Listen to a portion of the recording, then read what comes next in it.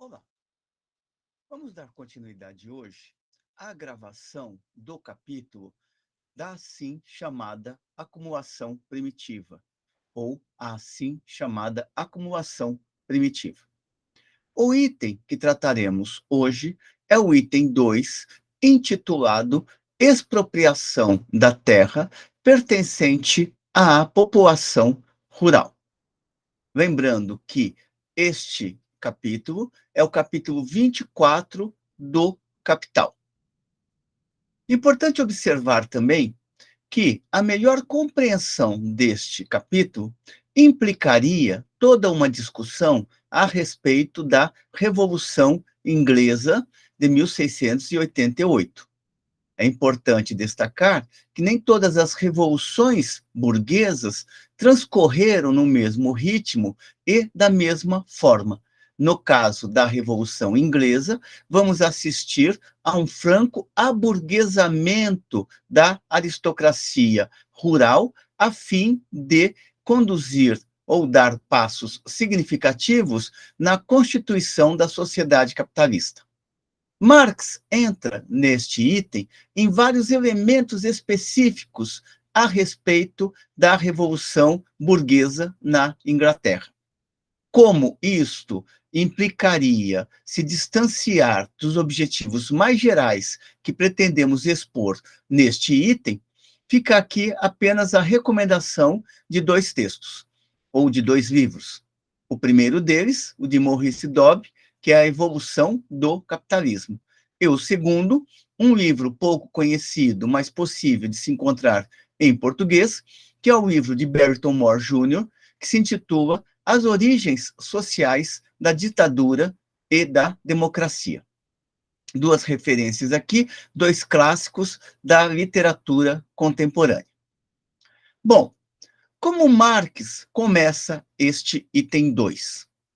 Marx abre este item 2 mostrando como a estrutura agrária na Inglaterra se transformou a partir do século XIV e se acentuou no século subsequente, ou seja, no século XV.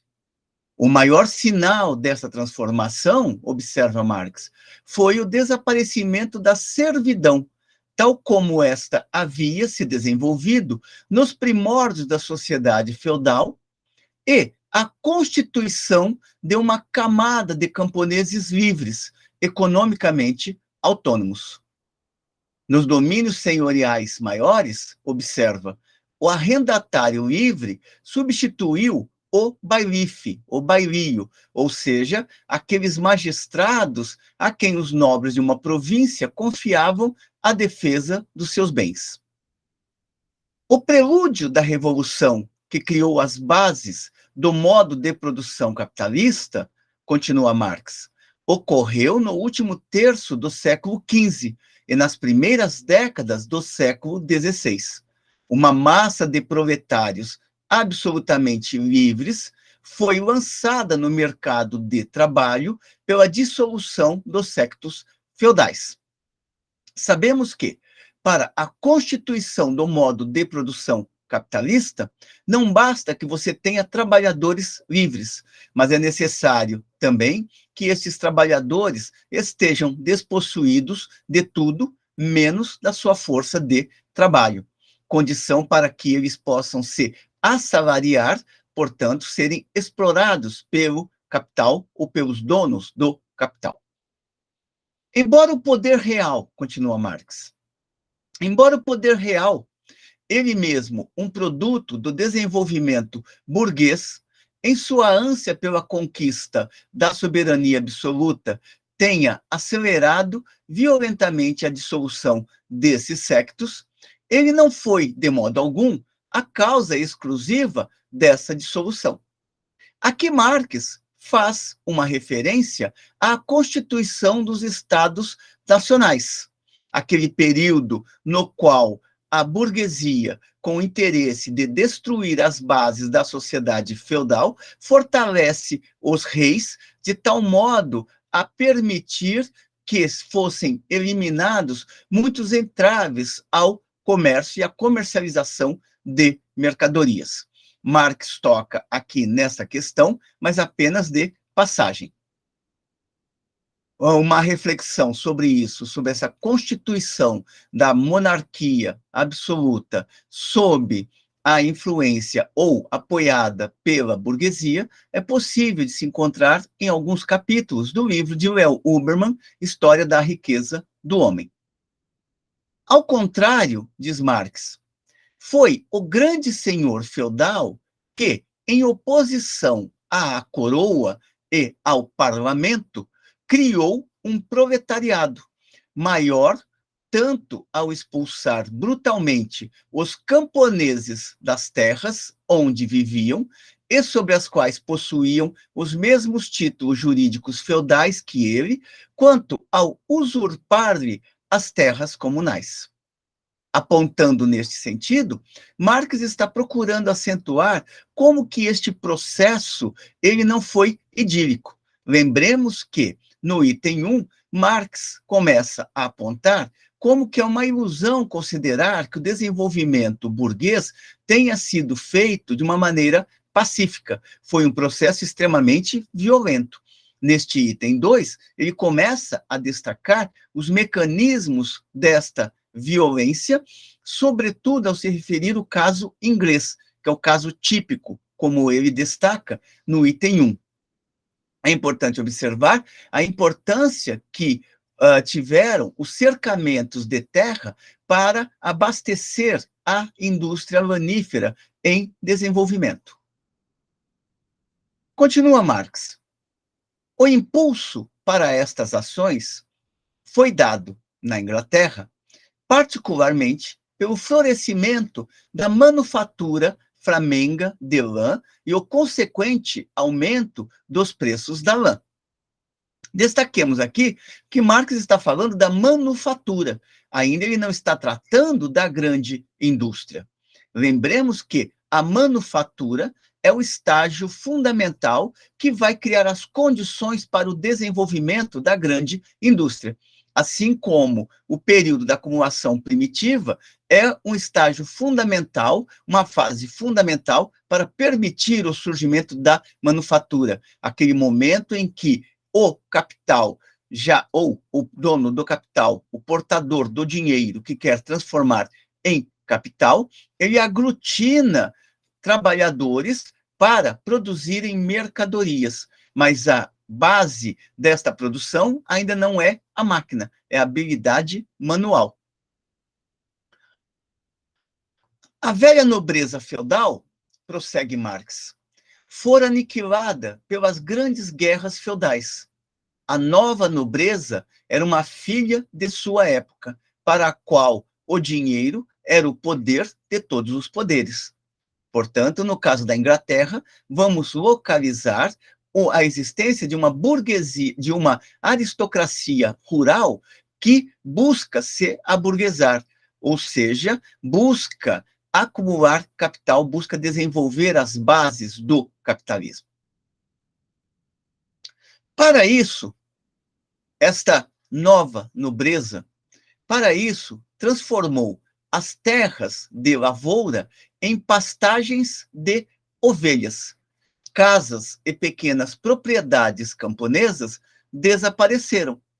Cidades e aldeias que foram destruídas para ceder lugar a pastagens de ovelhas e onde só restaram as casas dos antigos senhores.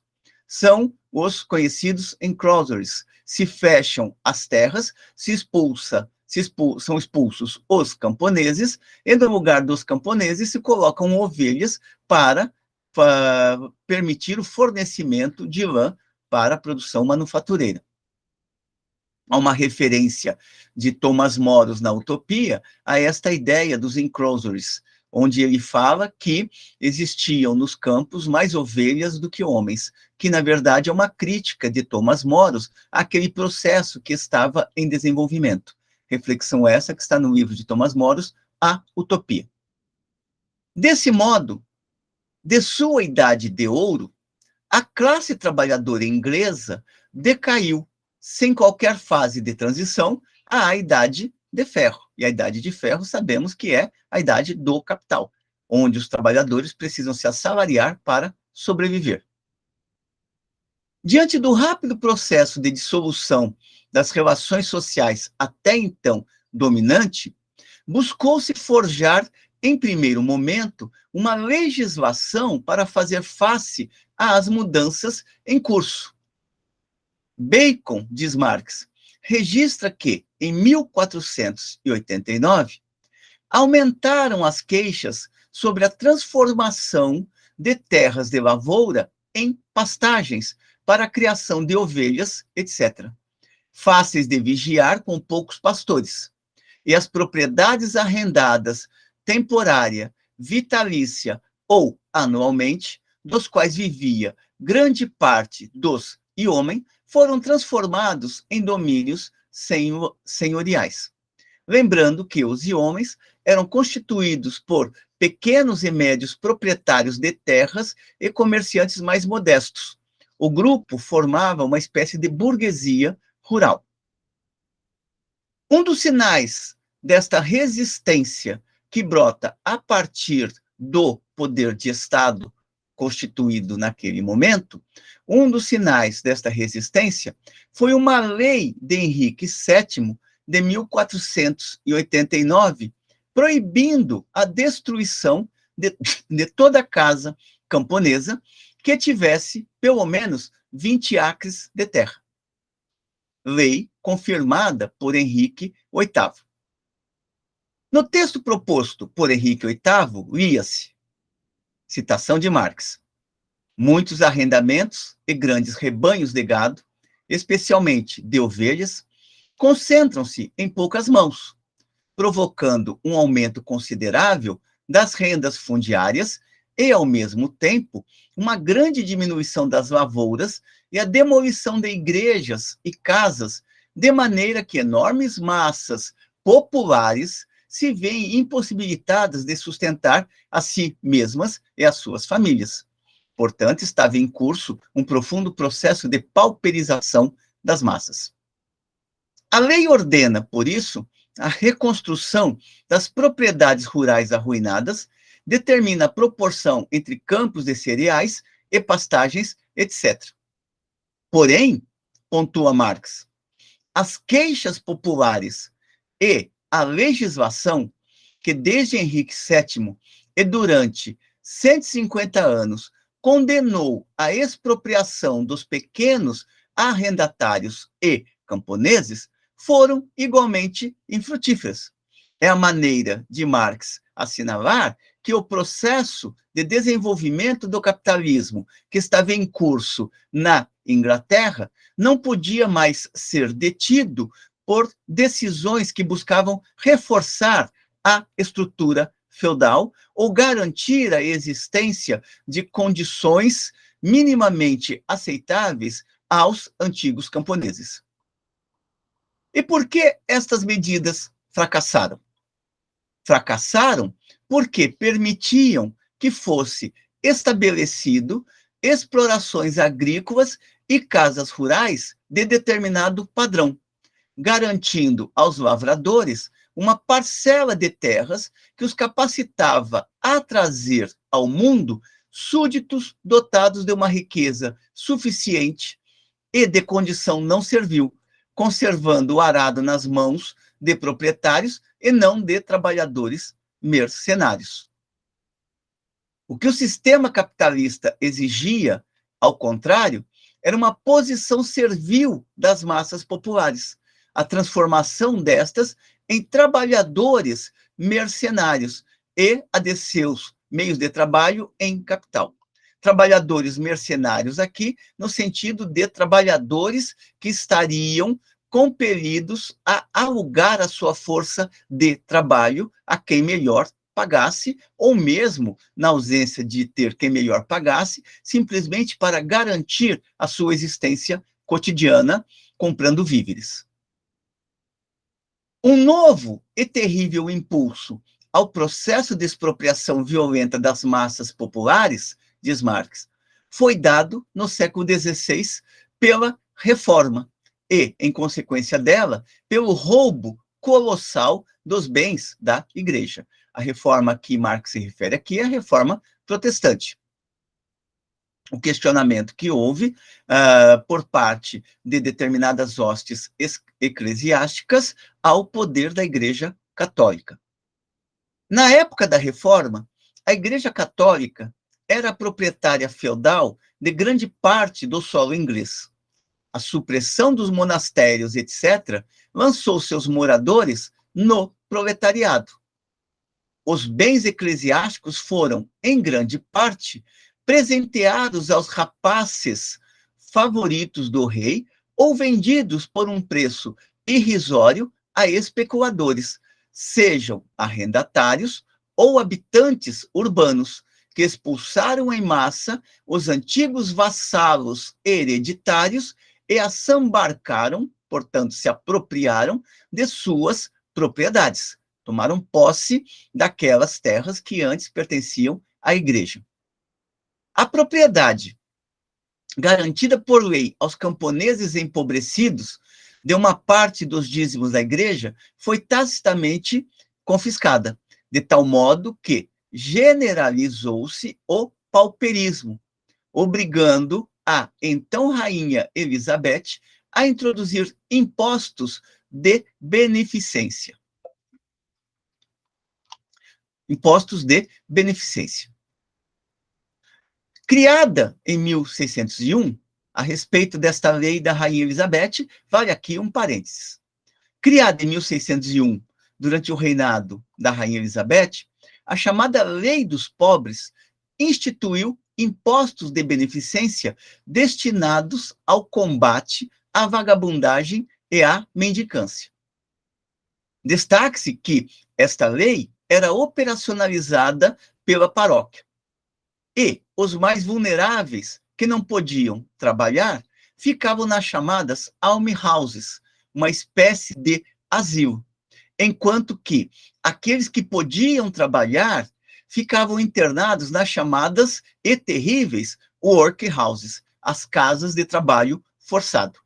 Engels, no livro A Situação da Classe Trabalhadora na Inglaterra, faz uma descrição minuciosa de como funcionavam estas workhouses, no sentido de fornecer força de trabalho praticamente gratuita ao capital. Nestas workhouses, os mais pobres eram obrigados a trabalhar de modo compulsório. Já os ociosos seriam punidos pelo Estado nas casas de correção ou nas prisões. No livro A Situação da Classe Trabalhadora na Inglaterra, Engels também faz uma detalhada abordagem a respeito das punições a que estavam sujeitos aqueles que eram presos por vagabundagem ou que eram considerados vagabundos. Ainda nas últimas décadas do século XVII, diz Marx, os yeomanry, aqueles pequenos proprietários, uma classe independente, era mais numerosa que a classe dos arrendatários.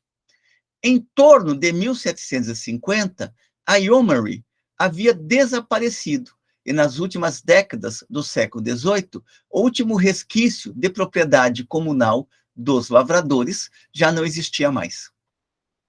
Embora forças motrizes puramente econômicas tenham atuado na Revolução Agrícola, Marx observa que sua intenção na análise do capítulo e deste item em particular é evidenciar os meios violentos e pouco econômicos, vamos dizer assim, pelos quais este processo se deu.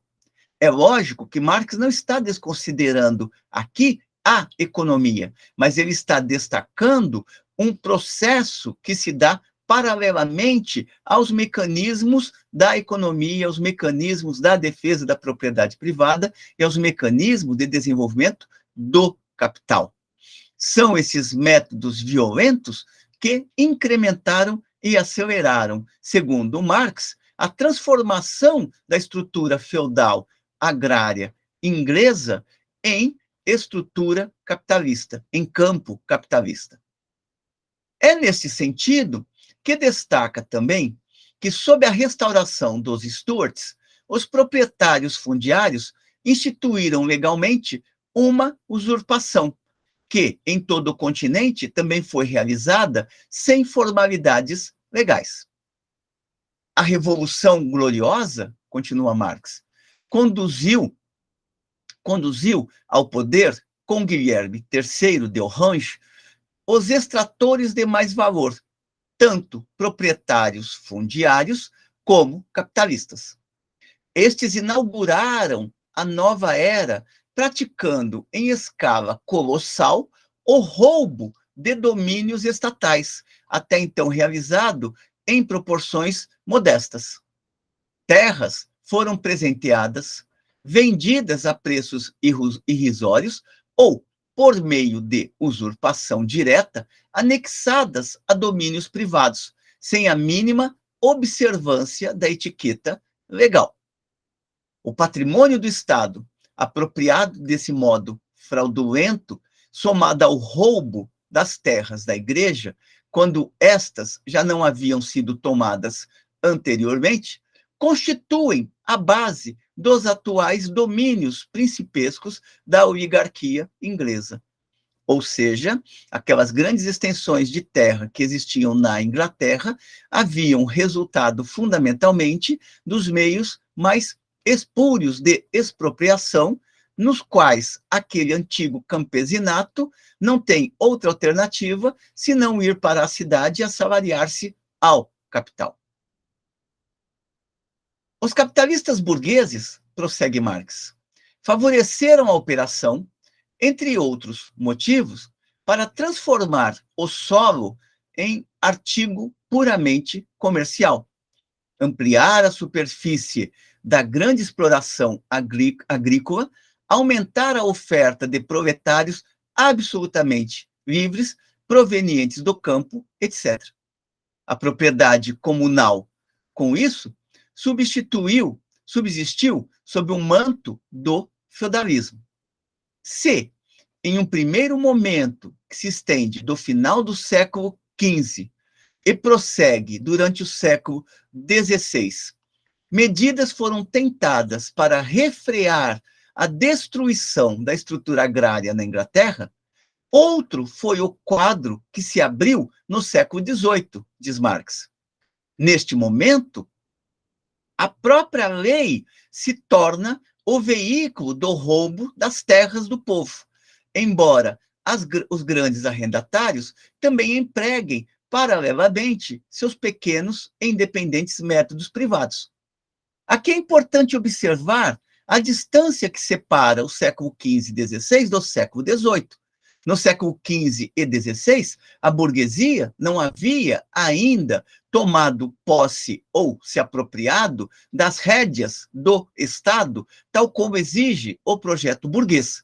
Já no século XVIII, a burguesia ela tem controle sobre o aparato do Estado. Daí que não é o Estado tentando proteger o antigo campesinato, e sim o Estado promulgando leis que contribuam decisivamente para eliminar o campesinato. Marx está pontuando aqui, indiretamente, como é que a burguesia ela foi conquistando progressivamente mais força no âmbito do Estado, razão pela qual as medidas tomadas no âmbito do Estado visam a favorecer fundamentalmente ao capital e não ao conjunto da classe trabalhadora.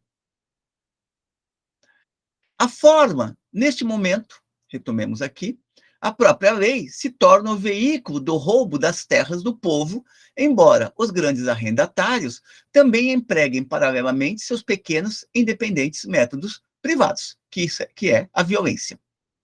A forma parlamentar do roubo é as leis para o cercamento da terra comunal, decretos de expropriação do povo, isto é, decretos mediante os quais os proprietários fundiários presenteiam a si mesmos como propriedade privada com as terras do povo. E eles fazem isso porque têm controle do aparato de Estado. O lugar dos homens independentes foi ocupado portanto, aqueles pequenos proprietários, né, o lugar dos homens independentes foi ocupado por arrendatários menores, sujeitos a ser desalojados com um aviso prévio de 1 ano. Isto é, um bando servil e dependente do arbítrio do landlord, que é o proprietário das terras.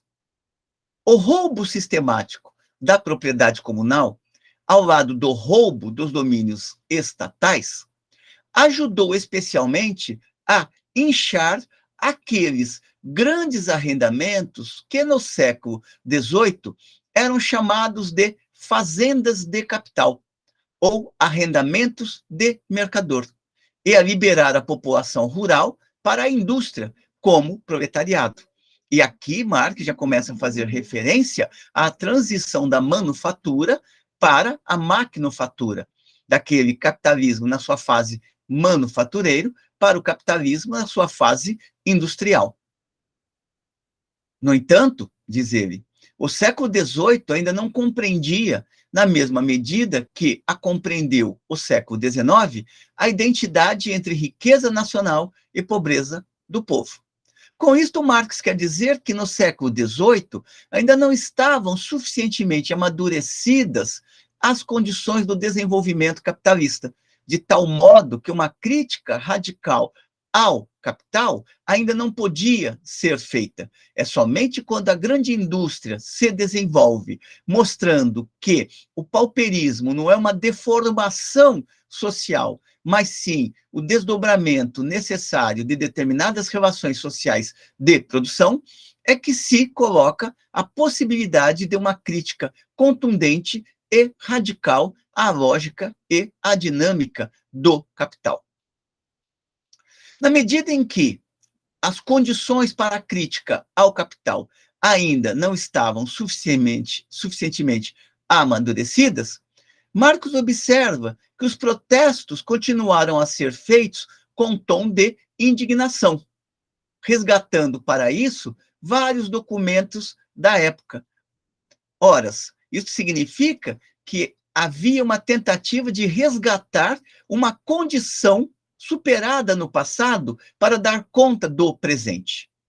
Esta situação, ela é importante para compreendermos as teorias reacionárias que vão surgindo no transcurso do século XVIII, aquelas teorias que buscavam resgatar a feudalidade ou as condições existentes no tempo do modo de produção feudal.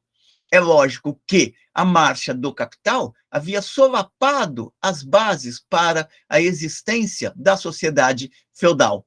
No entanto, não foram poucas as teorias que buscavam, num passado remoto, a saída para um presente que já estava dado em bases totalmente novas.